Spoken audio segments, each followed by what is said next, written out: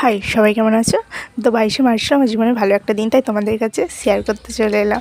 তো দেখতেই পাচ্ছ ওয়েদারটা কতটা বাজে ছিল, ভয়ে ছিলাম যদি বৃষ্টি চলে আসে যে কীভাবে যাব, যদি প্রবলেম হবে, তাই ভয়ে স্নান করে একদম রেডি হয়ে গেলাম। তো এ তো দেখছি শুয়ে একদম ল্যাদ খাচ্ছে, আর আমরা তো এই ওয়েদার বেরোতেই হবে, কিছু করার নেই। তো অনেকটা দেরি হয়ে গেছিলো, তাই মামি আমাকে একটু এগিয়ে দিয়ে এলো। ও জানি ব্লগটা শুনতে তোমাদের ভালো লাগছে না, ফার্স্ট টাইম তো একটু কষ্ট করে শুনে নিও। তো নদী টদি পেরিয়ে একদম চলে যাচ্ছি, মনে অনেকটা আনন্দ নিয়ে এই দিকটার জন্য অনেকটা কষ্ট করেছি, অনেকটা মন শক্ত করে এই দিনটাকে গিয়ে দেখছি সবাই চলে এসেছে, আমি তো লেট। তো সবাই ছবি টবি তুলতে ব্যস্ত, অনেকটা মজা করলাম গিয়ে। তো দিদিকে অনেকটা ধন্যবাদ, তুমি অনেকটা হাতে ধরিয়ে কাজ শিখিয়েছে, আমাদের অনেকটা ভালোবাসা দিয়েছে, নিজের বোনের মতো স্নেহ করেছে। এই দিনটা অনেকটা কষ্ট করে পেয়েছি, আমার মনটা অনেক শক্ত করে, অনেক কিছু হারিয়েছি জীবনে।